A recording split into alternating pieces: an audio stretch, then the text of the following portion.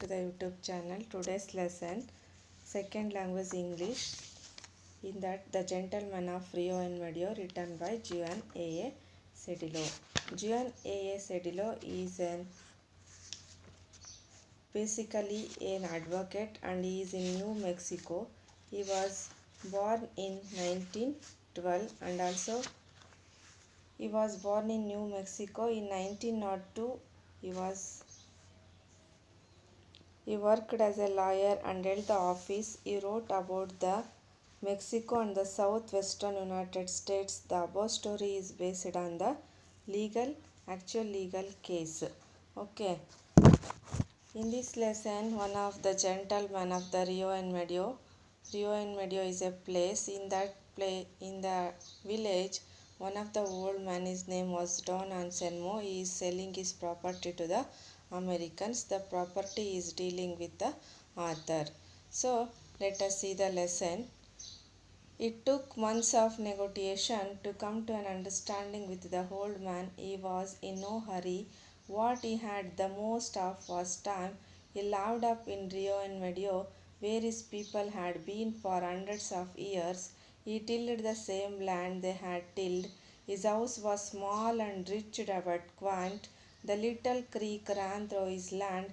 His orchard was grand and beautiful. It took months of negotiation to come to an understanding with the old man. Negotiation means an official discussion held in the property dealing. So after the month he came to the office. He is no urgent. Hurry means he is not have any urgent. He is a very slow and he is a very slow and simple man in Rio and Medio. He had the most of his time. He lived up in the Rio and Medio. It is a place of the Santa Fe County, New Mexico. It is a new United State where his people had been for hundreds of the years. Hundreds of the years, the people were the ancestors was lived in that place only. It is the native place of the Don and Selmo. He tilled the same land they had tilled. The same land he had tilled ಉಳುಮೆಯನ್ನು ಮಾಡ್ತಾಯಿದ್ರು ಅದೇ ಪ್ಲೇಸಲ್ಲೇ. His house was small and rich means unpleasant but quaint. So quaint means unusual but it is an attractive especially in a old fascinated way. ಹಳೆಯ ಕಾಲದ ಮನೆಗಳನ್ನು ನೋಡಿರ್ಬೋದು ನೀವು, ಅದರದೇ ಆಗಿರ್ತಕ್ಕಂಥ ವೈಶಿಷ್ಟ್ಯನ ಹೊಂದಿರುತ್ತವೆ. ಆ ರೀತಿ ತುಂಬ ಅತ್ಯಂತ ಸುಂದರವಾದಂತಹ ಬ್ಯೂಟಿಫುಲ್ ಹೌಸನ್ನು ಡಾನ್ ಆ್ಯಂಡ್ ಸನ್ ಅವರು ಹೊಂದಿದ್ರು. It is a farmhouse in the land. The little creek ran through his land. Creek means ನೀರಿನ ಜರಿ, ಸ್ಮಾಲೋ ನೇರ್ ಸ್ಟ್ರೀಮ್, ಸಣ್ಣದಾಗಿ ಹರಿತಕ್ಕಂಥ ನೀರಿನ ಸೆಲೆ ಅಥವಾ ಜರಿ ಅಂತ ಕರೀತಾರೆ. ಸೊ ಇದಿಷ್ಟು ಈ ಒಂದು ಅವರ ಒಂದು ಲ್ಯಾಂಡ್ ಪ್ರಾಪರ್ಟಿ ಯಾವ ರೀತಿ ಇತ್ತಂತ. ಈಸ್ ಆರ್ಚರ್ಡ್ ತೋಟ was gland and beautiful. It is an very twisted hard looms. Glad means and also it is a branch of trees and is very beautiful. The day of the sale he came into the office. His coat was old and green and faded. The day of the sale he came into the office. His coat was old and green and faded. I thought of Senator Catron, who has been such a power with these people up there in the mountains. Perhaps it was one of his old Prince Albert. He wore gloves. They were old and torn and his fingertips showed them. He carried a can but it was only a skeleton of a worn out umbrella. Behind him walked one of his innumerable kin, a dark young man with eyes like a gazelle. The day of the sale of the property he came into the office and his appearance was unusual because his coat was very old and he wear a green and faded coat. Faded means ಬಣ್ಣ ಮಾಸಿದ. I thought of Senator Catron. Senator Catron is a character in the Thomas Benton Catron, a senator from New Mexico in 1912 to 1917, who has been power with these people up there in the mountains. Mountains ಅಂದರೆ ಒಂದು ಬೆಟ್ಟಗಳ ಪ್ರದೇಶ ನೋಡ್ರಿ. ಇಲ್ಲಿ new Mexico Dan and Simon ಇದ್ದಂತಹ ಒಂದು ರಿಯೋ and ಮೆಡಿಯೋ ಯಾವ ರೀತಿ ಇತ್ತು ಅಂತ ಹೇಳ್ಬಿಟ್ಟು ಇಲ್ಲಿ ಚಿತ್ರದಲ್ಲಿ ತೋರಿಸಿದ್ದಾರೆ. ಬೆಟ್ಟ ಗಿಡ್ಡಗಳಿಂದ ಮರಗಳಿಂದ ತುಂಬಿದಂಥ ಸುಂದರವಾಗಿದ್ದಂತಹ ಒಂದು ಸ್ಥಳ ಆಗಿತ್ತು. ಈ ಸ್ಥಳಕ್ಕೆ ಒಬ್ಬ ಮುಖ್ಯಸ್ಥ ಆಗಿದ್ದ, ಆತ ಊರಿನ ಮುಖಂಡ ಆಗಿದ್ದ. Perhaps it was one of his old Prince Alberts. Old Prince Albert ಅಂತಕ್ಕಂಥದ್ದು ಇಲ್ಲಿ ಏನಂದರೆ ಕೋಟಿನ ಹೆಸರು ಅದು. ಸೊ ಆ ರೀತಿಯಾಗಿರ್ತಕ್ಕಂಥ ಒಂದು ಕೋಟನ್ನು ಅವರು ಧರಿಸಿದ್ರು. ಓಲ್ಡ್ ಪ್ರಿನ್ಸ್ ಆಲ್ಬರ್ಟ್ ಯಾವ ರೀತಿ ಇರುತ್ತೆ ಕೋಟ್ ಅಂದರೆ, ಲಾಂಗ್ ಡಬಲ್ ಬ್ರಿಸ್ಟೆಡ್ ಕೋಟ್ ಆಗಿರುತ್ತೆ. ಮೊಣಕಾಲ್ವರೆಗೂ ಬರ್ತಕ್ಕಂಥ ಉದ್ದನೇ ಆಗಿರ್ತಕ್ಕಂಥ ಕೋಟು ಅವರು ಧರಿಸಿದ್ರು. He wore a gloves, hand gloves, and ever old and torn. That gloves also very old and also torn out. ಹರಿದು ಹೋಗಿತ್ತು, ತುಂಬ ಹಳೆಯದಾಗಿತ್ತು. And his finger tips showed through them. And also in that ಕೈ ಬೆರಳುಗಳು ಕಾಣಿಸ್ತಾ ಇತ್ತು ಹರಿದು ಹೋಗಿರೋದ್ರಿಂದ. ಈ ಕ್ಯಾರಿಡ್ ಎ ಕೇನ್ ಮೀನ್ಸ್ ಈ ಕೋಲು ಅಂತ ಹೇಳ್ತೀವಿ. And also he carried a cane, but it was only a skeleton worn out of the umbrella. How it is the stick was, it is a worn out of umbrella. ಇವು ಸಾದಾ ಅಂಬ್ರೆಲಾನೋ ಛತ್ರಿಯನ್ನು ನೋಡಿರ್ತೀರಲ್ವ, ಛತ್ರಿಯ ಒಂದು ಬಟ್ಟೆಯನ್ನು ತೆಗೆದಾಗ ಯಾವ ರೀತಿಯಾಗಿ ಅಂಬ್ರೆಲಾದ ಸ್ಟಿಕ್ ಇರುತ್ತೆ ಆ ರೀತಿಯಾಗಿರ್ತಕ್ಕಂಥ ಒಂದು ಸ್ಟಿಕ್ಕನ್ನು ಅವರು ಇಟ್ಕೊಂಡಿದ್ರು. Behind him walked one of his innumerable kin, a dark young man with eyes like a gazelle. Eyes like gazelle means a type of small deer which has a large beautiful eyes. ಒಂದು ರೀತಿಯಾಗಿರ್ತ ಜಿಂಕೆಯ ಕಣ್ಣುಗಳನ್ನು ಹೊಂದಿರ್ತಂಥ brownish ಕಣ್ಣುಗಳನ್ನು ಒಂದು Negro ಬಾಯ್ ರೀತಿಯ ಒಬ್ಬ ಹುಡುಗ ಅವರ ಜೊತೆಗೆ ಬಿಹ್ಯಾಂಡ್ ಅಂದರೆ ಅವರ ಹಿಂದೆ ಬಂದಿದ್ದ. The old man's bowed to all of his room. He removed his hat and gloves slowly and carefully. Champlain once did that in the picture The Bank. He was a janitor. He had handed his things to the boy who stood obediently behind the old man's chair. The man bowed to all of us in the room. Then he removed his hat and gloves. The old man bowed, ತಲೆ ತಗ್ಗಿಸ್ಕೊಂಡು ಅವರಿಗೆ ಏನು wish ಮಾಡ್ತಾರೆ ರೂಮಿಗೆ ಬಂದ ತಕ್ಷಣ. Then he removed his gloves and the hat slowly and carefully. ನಿಧಾನದ ಮನುಷ್ಯ ಆಗಿದ್ದರಿಂದ ನಿಧಾನವಾಗಿ ಅವರು ತನ್ನ ಟೋಪಿ ಮತ್ತು ಗ್ಲೌಸ್ಗಳನ್ನು ತೆಗ್ದಾಕ್ತಾರೆ. Chaplin once did that in the picture. Is in the bank, is a janitor. Charlie Chaplin ನೀವು ಗೊತ್ತಿದ್ದೀರಲ್ಲ, ಹೆಸರು ಕೇಳಿದ್ದೀರಲ್ಲ, the great world famous comedian. Okay, ಅವರು ಒಂದು ಪಾತ್ರದಲ್ಲಿ ಜೆನೇಟರ್ ಆಗಿ ನಿರ್ವಹಿಸಿದಂತಹ ಒಂದು ಕ್ಯಾರೆಕ್ಟ್ರಲ್ಲಿ ಈ ರೀತಿ ಮಾಡಿರೋದನ್ನು ಲೇಖಕರು ಇಲ್ಲಿ ನೆನೆಸ್ಕೊಳ್ತಾರೆ. Janitor means a some ones whose job in the look after the school or a large building. ಒಂದು ಸ್ಕೂಲ್ ಅಥವಾ ಒಂದು ಲಾರ್ಜ್ ಬಿಲ್ಡಿಂಗ್ನ ಒಂದು ಜವಾಬ್ದಾರಿಯನ್ನು ತಗೊಂಡ್ಕೊಂಡು ನೋಡ್ತಕ್ಕಂಥವ್ರನ್ನ ಜೆನೇಟರ್ ಅಂತ ಕರೀತಾರೆ. ಒಂದು ಮೇಸ್ತ್ರಿ ಅಂತ ಹೇಳ್ಬೋದು. ಆ ರೀತಿಯ ಒಂದು ಕ್ಯಾರೆಕ್ಟರನ್ನು ಚಾಂಪ್ಲಿನ್ ಅವರು ನಿರ್ವಹಿಸಿದ್ರು ಒಂದು ಪಿಕ್ಚರಲ್ಲಿ. ಆ ಒಂದು ಚಿತ್ರವನ್ನು ಇಲ್ಲಿ ನೆನೆಸ್ಕೊಳ್ತಾರೆ. Then he handed his things to the boy who stood obediently behind the old man's chair. ಆ ಎಲ್ಲ ವಸ್ತುಗಳನ್ನು ಕೂಡ ಒಬಿಡಿಯೆಂಟ್ಲಾಗಿ ವಿಧೇಯನಾಗಿ ತನ್ನ ಹಿಂದೆ ಬಂದಿದ್ದಂತಹ ಹುಡುಗನ ಕೈಗೆ ಓಲ್ಡ್ ಮ್ಯಾನ್ ಅವರು, ಡಾನ್ ಆ್ಯನ್ಸನ್ ಅವರು ಕೊಡ್ತಾರೆ. So there was a great deal of the conversation about the Ryan and his family. He was very proud of his large family. Finally he got down to the business.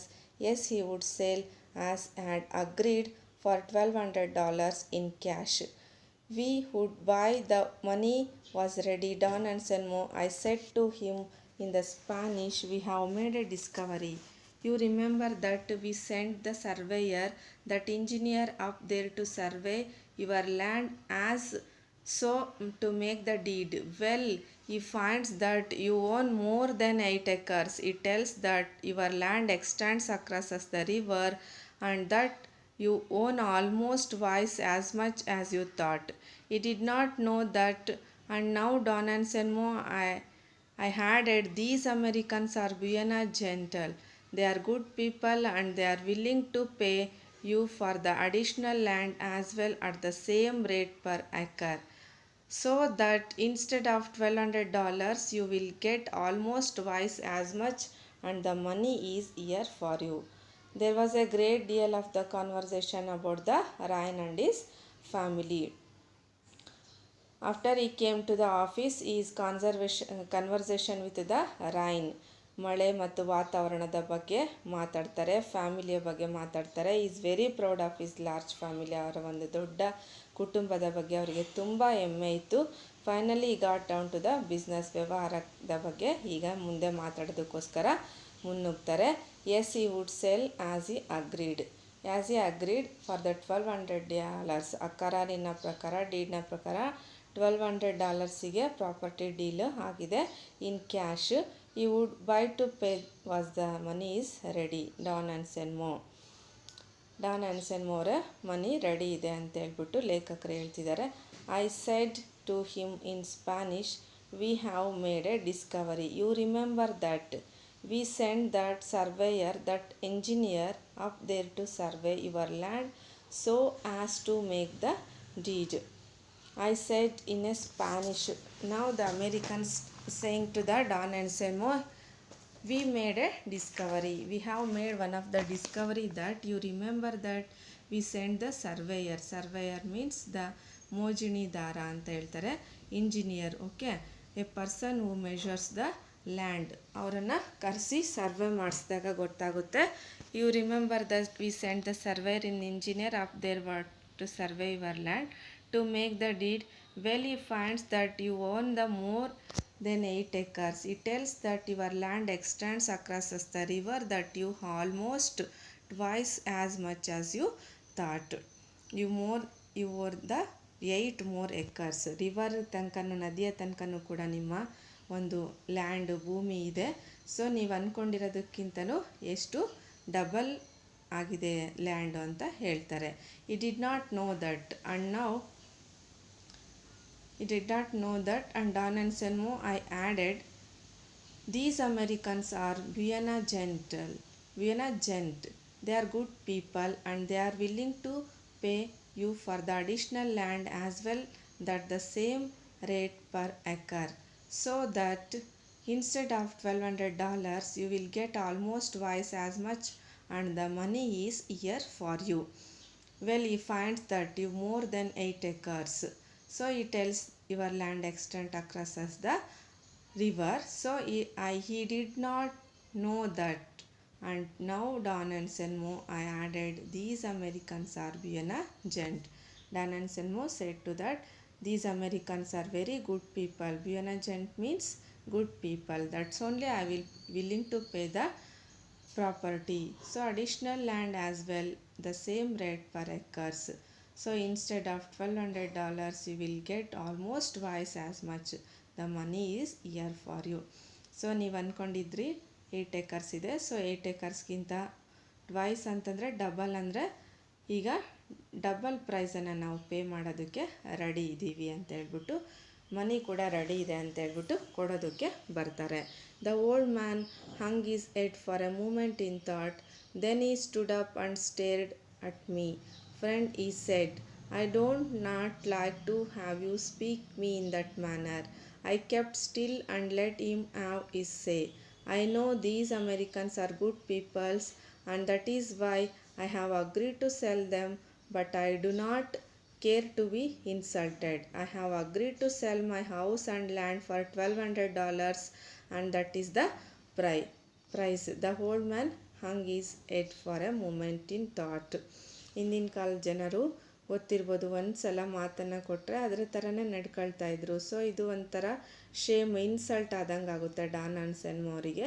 ಅವರು extra ಅಮೌಂಟನ್ನು ಕೊಡ್ತೀವಿ ಅಂತ ಹೇಳೋದು ಅವ್ರಿಗೆ ಇಷ್ಟ ಆಗಲ್ಲ. Then he stood up and stared at me. ಅವರು ಲೇಖಕರನ್ನು ದೃಷ್ಟಿಸ್ತಾ friend, he said, I do not like to have you speak in that manner. ನಾನು ಆ ರೀತಿಯಲ್ಲಿ ನಿಮ್ಮ ಜೊತೆ ಮಾತಾಡಿಲ್ಲ, ಅಂದ್ಕೊಂಡಿರಲಿಲ್ಲ. I kept still and let him his say. ನಾನು ಯಾವ ರೀತಿ ಮಾತಾಡಿದ್ನೋ ಅದೇ ರೀತಿ ನಡ್ಕೊಳ್ತೀನಿ. I know these Americans are good people. I know that Americans are very good people and that is why I agree to sell them but not care to be insulted. ನನಗೆ ಅವಮಾನ ಮಾಡಬೇಡ್ರಿ, ನೀವು ಅಮೇರಿಕನ್ಸು ಗುಡ್ ಪೀಪಲ್ಲು ಅಂತ ಗೊತ್ತಿದೆ ನನಗೆ ಅಂತ, ಅದಕ್ಕೋಸ್ಕರನೇ ನನ್ನ ಪ್ರಾಪರ್ಟಿಯನ್ನು, ನನ್ನ ಆಸ್ತಿಯನ್ನು ಅವರಿಗೆ ಮಾರ್ತಾ ಇರೋದು ಅಂತ ಹೇಳ್ತಾರೆ. I have agreed to sell my house and the land for $1,200 and that is the price only. ನಾನು 12 ಎಕರೆ ಭೂಮಿಯನ್ನು ಮಾರಬೇಕು, $12 ತಗೊಳ್ತೀನಿ ಅಂತ ಹೇಳಿದ್ದೆ, ಅಷ್ಟೇ ತಗೊಳ್ಳೋದು ಅಂತ, ಅದೇ ಫೈನಲ್ ಪ್ರೈಸ್ ಅಂತ ಹೇಳ್ತಾರೆ. I argued with him, it was useless. I argued with him but it was useless. Who is argued here? Yes, the author is the argued here. In this lesson you ask for the extract questions, that's why you listen carefully. Finally he signed the deed and took the money but refused to take more than the amount agreed upon. Finally he signed the deed, ಕರಾರಿಗೆ ಅವರು ಸೈನನ್ನು ಮಾಡ್ತಾರೆ, but he has refused to take the extra amount money and also the amount is agreed upon. Then he shook past tense shook. He shook his hands all around. Shake ಹ್ಯಾಂಡನ್ನು ಕೊಟ್ಬಿಟ್ಟು ಅವರು ಹೊರಡೋದಕ್ಕೆ ಮುಂದಾಗ್ತಾರೆ. But on his ragged gloves, once again he wear the ragged gloves and took his stick and walked out with the boy behind him. Once again ಅವರು ಒಂದು hat ಮತ್ತು ಗ್ಲೌಸ್ಗಳನ್ನೆಲ್ಲ ಹಾಕ್ಕೊಂಡು ಅವ್ರ ಜೊತೆ ಬಂದಿದ್ದಂಥ ಹುಡುಗನ ಜೊತೆಗೆ ಹೋಗೋದಕ್ಕೆ ಮುಂದಾಗ್ತಾರೆ. So this is all regarding the today's lesson. The continuation of the lesson we can see in the next video. So regarding this lesson I will give you some questions regarding the homeworks for you. I will send you in the group. So all of you write down and send them to the homework. So we will meet with the